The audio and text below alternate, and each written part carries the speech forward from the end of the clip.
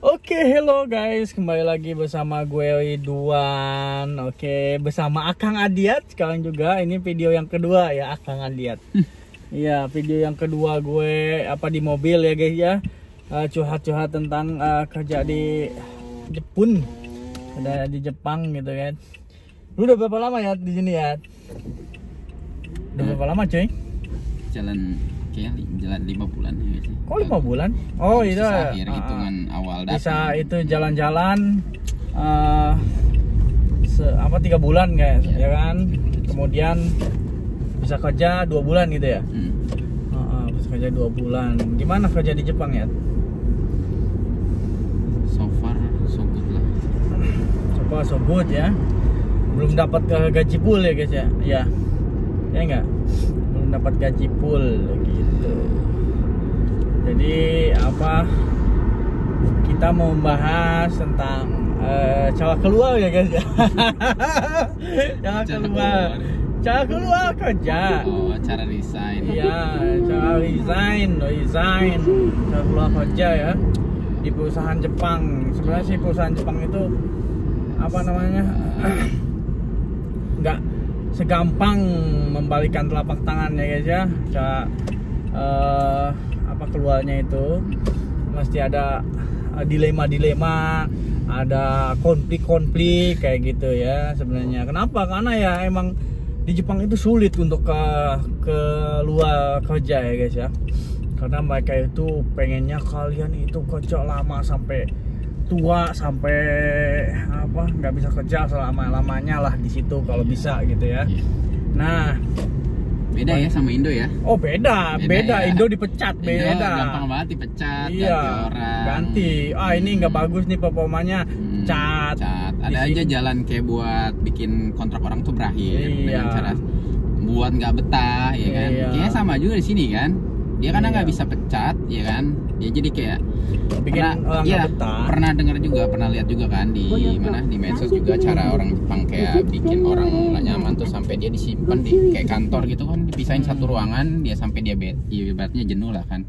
Sendirian dia. Iya, sendirian tanpa orang lain. Tanpa apapun, pokoknya intinya membuat dia tuh nggak betah sendiri. Habis itu otomatis kan orangnya pasti akan resign kan, kayak gitu. Kalau dipecat kayaknya lebih ribet ya. Lebih ribet. Kalau dipecat itu dia masih bayar selama 4 bulan gaji full. Kemudian pesangon pokoknya kayak gitu ya. Dan itu juga bisa mecat dia itu sekitar 4 bulan kemudian ya. Itu nggak langsung 1 bulan langsung pecat, nggak bisa. SP1 loh udah nggak bisa. Kalau di sini ada peraturan regulasinya ya. Cuman kalau misalkan di kontraknya menunjukkan bahwa profesi atau training ya 3 bulan, atau misalkan dilihat performa dia nggak bagus, itu bisa di-cut sih. Soalnya kan udah ada kontraknya ditulis ada 3 bulan masa probation lah ya. Iya, ibaratnya kalau di masa Indonesia itu masa profesinya gitu 3 bulan atau 6 bulan, itu tergantung perusahaan. Sebenarnya kalau misalkan untuk manajer biasanya 3 bulan itu sampai setahun gitu biasanya ya untuk kontraknya. Untuk staf biasa itu 3 bulan standar gitu. Nah setelah lulus setelah lebih dari 3 bulan itu otomatis jadi permanen gitu, nggak bisa dipecat. Dan kalau misalnya dipecat itu ya itu mesti regulasinya panjang kalau dipecat, makanya dibikin nggak betah dan lain sebagainya seperti itu. Cara halusnya kayak gitu. Cara halusnya ya. Nah untuk itu kan cara pemecatan perusahaan Jepang ya ke karyawannya ya kan. Nah karyawannya pengen itu pengen keluar resign. Itu paling banyak di Jepang, itu dilema banget ya. Kalau misalkan kalian supaya itu nggak basic, itu paling banyak itu banyak orang-orang Jepang yang emang dia itu nggak bisa keluar gitu kan, sampai kerja 10 tahun 15 tahun di hotel di tempat yang sama gitu kan, tempat kerja yang sama. Kenapa? Karena ya peraturannya ketat gitu, bukan ketat namanya perusahaannya itu, karena karena nggak ada orang gitu kan. Jadi ya apa yang ada itu dimaksimalkan gitu kan, yang ada ada itu dimaksimalkan, kemudian mereka nggak betah, akhirnya pengen cabut, pengen keluar gitu kan, pengen resign, tapi susah gitu kan. Wah, argumennya banyak. Kalau misalkan kalian ketika kerja ngomongnya bocah kayak bocah ayo gitu kan, nggak jelas dan lain sebagainya, itu susah keluar. Nanti akan dibantah lagi, argumen lagi gitu kan, arguing ya namanya gitu kan. Kalau misalkan nggak kalah, nggak bisa ngomong argumennya, susah gitu. Oh, jadi harus punya alasan yang kuat. Punya alasan yang kuat. Jadi nggak bisa kayak resign mungkin karena cuman kayak nggak nyaman, pasti akan ditanya nggak nyamannya di mana, dari segi gaji atau apa, mungkin akan diinterogasi kali ya. Iya, misalnya gaji itu pasti nggak bakalan ada yang nggak bakalan naik. Juga cuman dia itu nekenin, di sini kan gini, kayak misalkan kalau misalkan hotel kecil gitu atau perusahaan kecil, kalian mau pindah ke perusahaan besar, dan dia pasti bilang gini, di sini kalian bisa belajar, kalian bisa expose ilmu kalian sesuka hati kalian, kayak gitu. Kalau di hotel-hotel gede, tempat-tempat perusahaan-perusahaan gede, kalian nggak bisa nge-explore keahlian kalian, nggak bisa berkembang dan lain sebagainya, kayak gitu. Pasti ada aja kata-kata yang emang dia akan masukin ke kalian supaya kalian tetap segen gitu untuk keluar, takut gitu untuk mencari jati diri kalian, mencari pengalaman baru kalian. Itu sih yang gue alamin. Asalnya gue mau cabut ya dari perusahaan gue ngangkut dia dari Indonesia ya. Gampang kalau kalian nonton video yang kemarin, video sebelumnya, pasti kalian tahu gitu ya gimana caranya dia masuk ke Jepang dan lain sebagainya ya. Nah, di sini ya. Oh iya, gue lupa dah. Salah jalan akhirnya kita guys. Salah jalan ya udah, tapi nggak apa-apa. Oke, balik ke topik. Iya, harusnya ke sana. Nantilah kita gampang lah kalau jalan, oke? Jadi kebanyakan orang Jepang itu suka itu ya, gosip ya. Dimanapun sebenarnya suka gosip. Jadi kalian kalau misalkan di sini juga pasti suka gosip gitu, dan dia sukanya ngomong belakang. Cuman belakangnya itu di samping lu gitu kan. Nah itu bikin orang yang nggak betah, bikin orang yang ilfil dan lain sebagainya. Kalau kalian perasa orangnya itu pasti akan nggak tahan. Sampai-sampai ada yang training kalau nggak salah, yang kerja di orang Indonesia itu bunuh diri karena mungkin nggak kuat kali ya, nggak kuat dengan tekanan sama orang Jepang sesama pegawai ya. Emang begitu sih. Kalau jadi daripada emang kalian pusing-pusing, mending cabut aja gitu kan. Kalau misalkan kalian nggak bisa berhenti di perusahaan itu, ya cari lawyer, cari pengacara, bayar misalkan 3 juta atau 6 juta, daripada kalian tiba-tiba pengen bunuh diri kan nggak bagus juga gitu. Jadi menurut pengalaman gue nih keluar ya dari perusahaan ini, perusahaan yang gue sekarang kerja ya, itu ya argumen. Kalian harus ngomong kenapa kalian pengen keluar, jangan, harus tegas sih. Kalau misalkan AIU itu nggak tegas, nanti dia akan selalu ngomong ngomong ini itu akan banyak banget akan dia tangkis, akan dia masukin ke otak kalian supaya kalian nggak jadi keluar kayak gitu. Jadi intinya tekenin sebelum keluar, harus cari kerja lain, tempat kerja lain. Mereka nggak bakalan bisa. Misalkan nih perusahaan, kalian perusahaan A ya, kerja di perusahaan A, udah itu kalian nggak betah gitu ya. Nah cari dulu, jangan sampai keluar, tahan aja, biarpun nggak betah tahan. Gue juga salah tahan dengannya, ya nggak ya, tahan aja. Benci banget itu, malas banget gitu kan. Cuman ya udah tahan, akhirnya dapet, udah lumayan gitu kan, udah cocok tempat kerjanya, ya udah kalian tinggal ngomong langsung gitu kan. Nah pas ngomongnya itu udah dapat kerjaan lain, dan karena mungkin dia tahu gaji gue lebih gede pasti akan di luar dapatnya.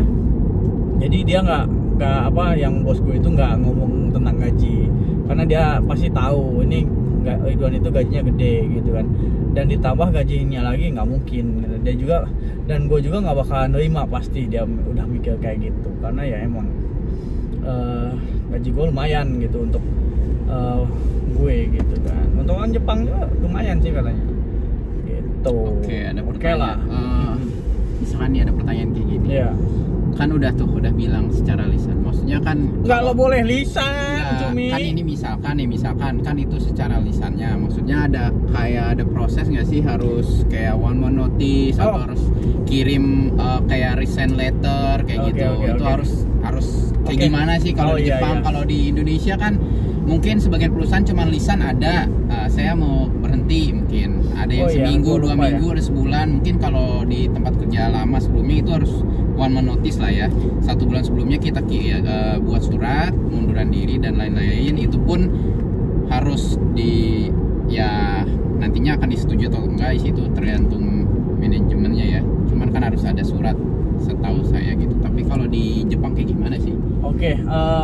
Gue lupa itu ngebahas itu ya, tentang cara gue berhenti ya guys ya.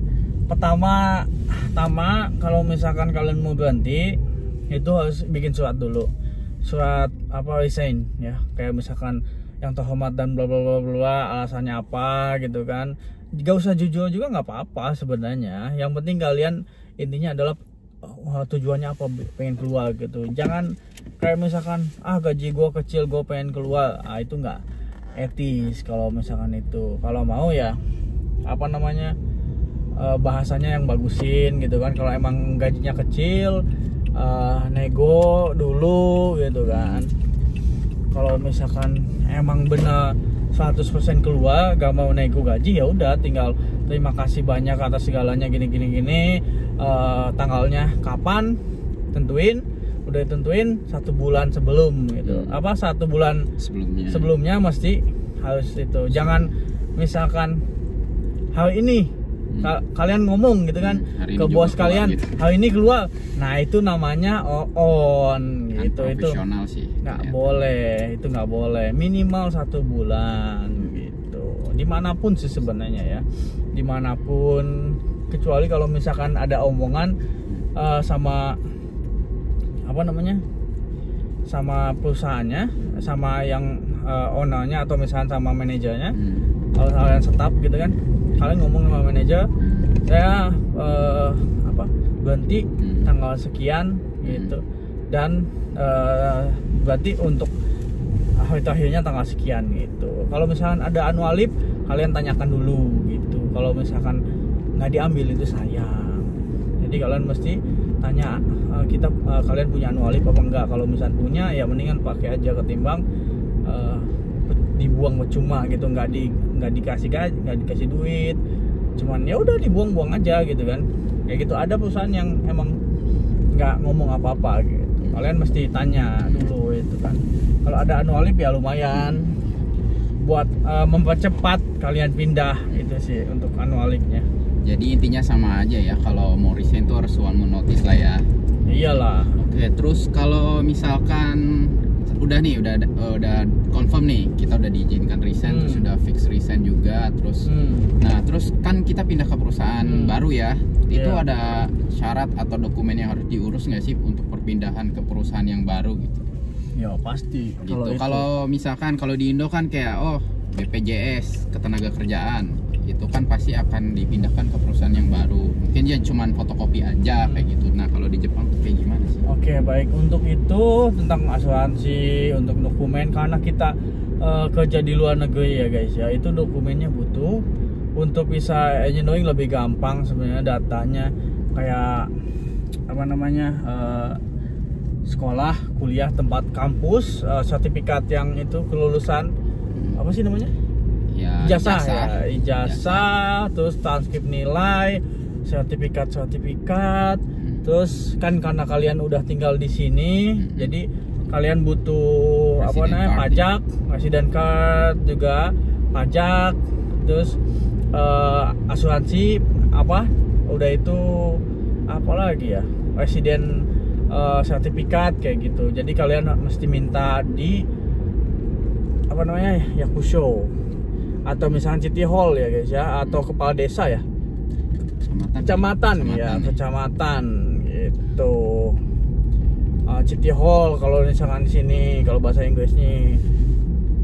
Jadi kalau misalkan kalian pindah ya itu kalian mesti ngurus dulu untuk perpindahan perusahaan, ya. Kalau kalian udah punya itu harus iya. Kan kalian datang ke kecamatan ya, ya nggak sih, kayak kecamatan kan dari awal datang kalian udah ngurus asuransi dan lainnya, itu kan masih nama perusahaan lama ya. Nah datang lagi ke kecamatan untuk ganti perusahaan baru gitu atau gimana? Kan gini. Jadi kan apa, kalian itu berurusan dengan imigrasi gitu.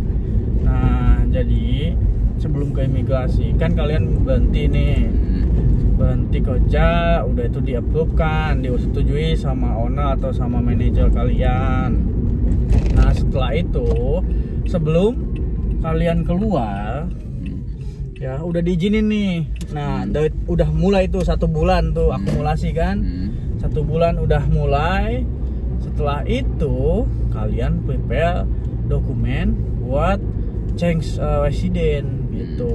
Change resident itu apa namanya, maksudnya adalah ganti status gitu. Sebagai kerja, tadinya kan kerja di perusahaan A, sekarang mau ke perusahaan B. Nah syaratnya yaitu nanti ke City Hall ambil dokumen. Nah gitu, ambil dokumennya pajak, sertifikat pajak, sertifikat tempat tinggal, sertifikat asuransi, akumulasi pajak setahun gitu. Kemudian untuk diri kita itu foto pas foto, kemudian paspor, kemudian transkrip, ijazah, nilai ijazah kayak gitu. Seperti itu. Udah itu langsung di perusahaannya pun, perusahaan baru pun diminta gitu kan, kayak pajak per tahun berapa, penghasilan tahun berapa itu akan ditanyain. Jadi pas change status itu minta dokumen dari perusahaan juga. Kalau misalkan kalian nggak bisa, mendingan pertama-tama lawyer dulu aja sih. Kalau ya ini pengen pindah ke sini gitu, biasanya sih sama HRD-nya ya diurusin untuk itu ya, untuk iya dokumen dan lain sebagainya. Untuk keimigrasiannya itu pasti itu sama kita kalau untuk visa humanity visa labor kayak gitu, biasanya kalau yang perusahaan baik, maksudnya dia baik, HRD-nya baik, ya dia akan nganterin sendiri gitu. Kalau misalkan dia sibuk dan malas gitu kan, ya udah dia ngasih dokumennya, udah itu aja, kalian yang nganter gitu. Iya, kalian pergi langsung ke sana gitu.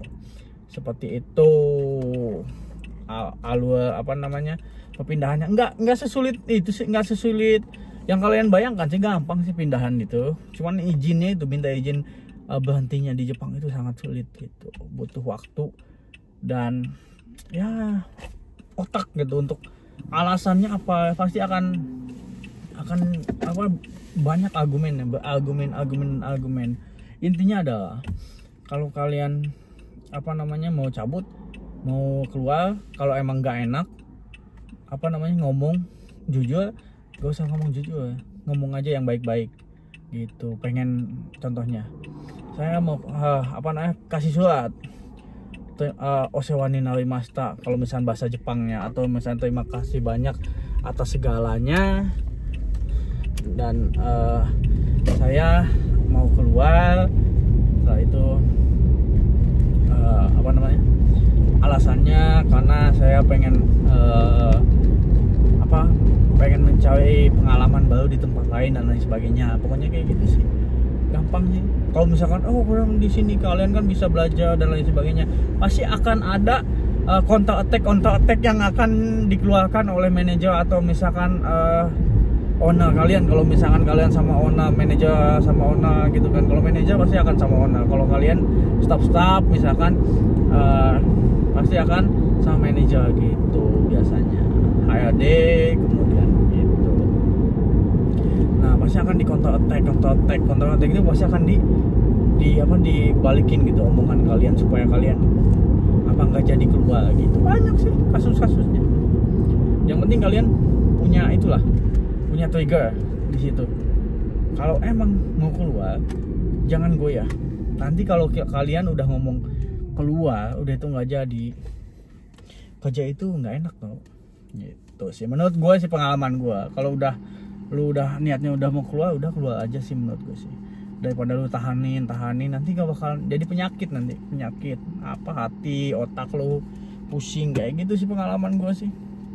Gitu aja sih untuk pengalaman gue. Ada pertanyaan lagi gak dari Akang Adiat?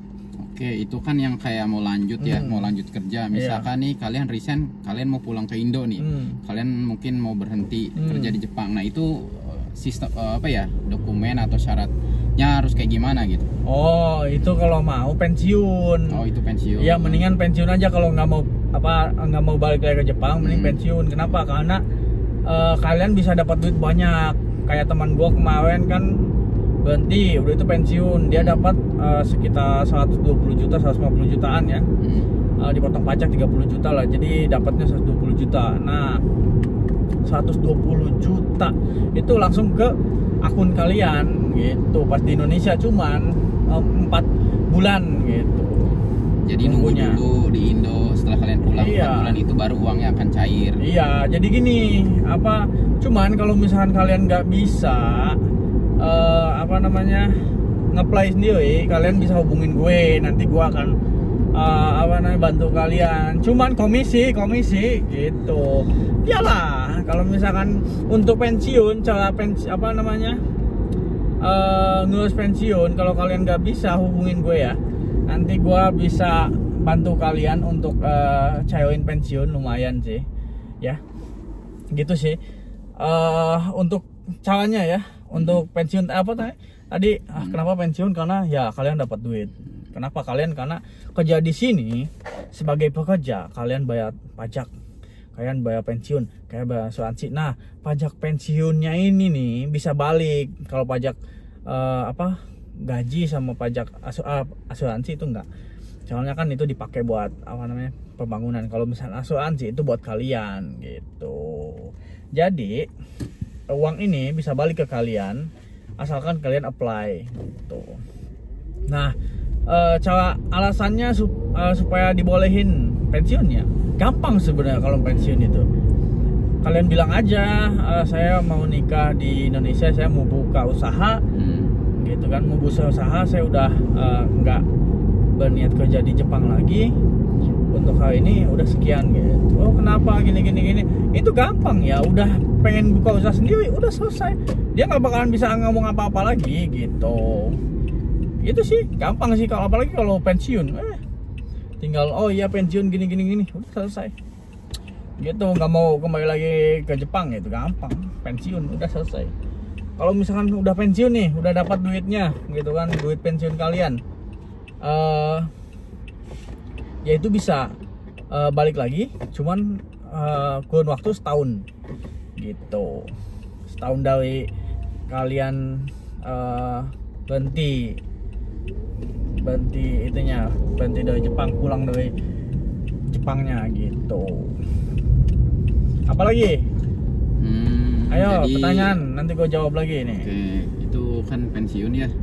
Jadi kan kalau pensiun itu berarti sebelum kalian pulang pun harus dokumen pasti harus ada ya? Nggak ada, ya kan bank harus ditutup dong, iya nggak? Nggak juga. Asuransinya harus ditutup ya. Kalau ditutup, kalau pas di Indo mungkin ada masih tagihan, gimana? Jadi gini, untuk pensiun itu nanti perusahaan yang akan ngurus. Ya kalian pulang, kalau bank itu mau ditutup atau nggak ditutup, asalkan kartu bank kalian nggak boleh ke orang lain, itu aman. Kenapa ada kejadian begini? Ada orang yang udah pulang dari Jepang, udah itu 5 tahun kemudian dia balik lagi ke Jepang. Nah, banknya itu dipakai sama orang lain, dipakai yang aneh-aneh. Akhirnya pas dia masuk ke Jepang, itu jadi masalah. dipakai buat aneh-aneh aja, kayak misalkan beli palang telalang atau apa gitu, banyak itu ada gitu. Jadi hati-hati kalau misalkan kalian mau udah pensiun nih, pulang nih ke Indonesia nih, ya apa, pegang aja kartunya, jangan dikasih ke orang lain gitu. Apa, jangan dikasih, oh ini pakai kartu gua, jangan. Lu mesti apa namanya, simpan, kalau misalkan butuh ya, kalau enggak gunting aja udah gitu, kalau nggak emang benar-benar nggak butuh gitu. Seperti itu. Jadi sih kayak nggak mesti ditutup. nggak mesti ditutup, nanti Tapi akan kan- ketutup sendiri ketika ada apa kan ada Limit. kartunya itu ada itu jangka waktunya, misalkan 2028 gitu kan. Itu kan tahunnya. iya generasi. Kalau misalkan kalian nggak ada di rumah itu langsung apa namanya, nggak akan dikasih gitu. Jadi nggak usah khawatir, kalau untuk bank-bank lebih apa, aman gitu, apalagi yang bank nggak ada duitnya, lebih aman lagi. Jadi kalau pulang kuras dulu. Iya, gitu sih. Kalau pulang ya gampang sih sebenarnya, nggak terlalu sulit gitu. Untuk apply pensiun ya kalian hubungi gua aja gitu, nanti komisi lah, nanti kan apa namanya, komisinya kalian yang bagi gitu kan, berapa gitu. Soalnya kan itu pensiun itu dikirim ke bank kalian, bukan bank yang ngurusin, bukan kita yang ngurusin, kalian yang ngurusin gitu. Apalagi? Udah ya? Udah sih kayaknya. Udah sih, sekian ya guys ya untuk video kali ini. Cukup panjang ya pertanyaan-pertanyaannya, karena apa, ada yang bimbang pengen keluar. Gua keluar baru sebulan, baru 2 bulan nyampe kerja, belum gajian itu penuh gitu kan, udah bimbang aja gitu guys. Oke guys, thank you very much for watching. Gua Haus, see you di next video. Udah.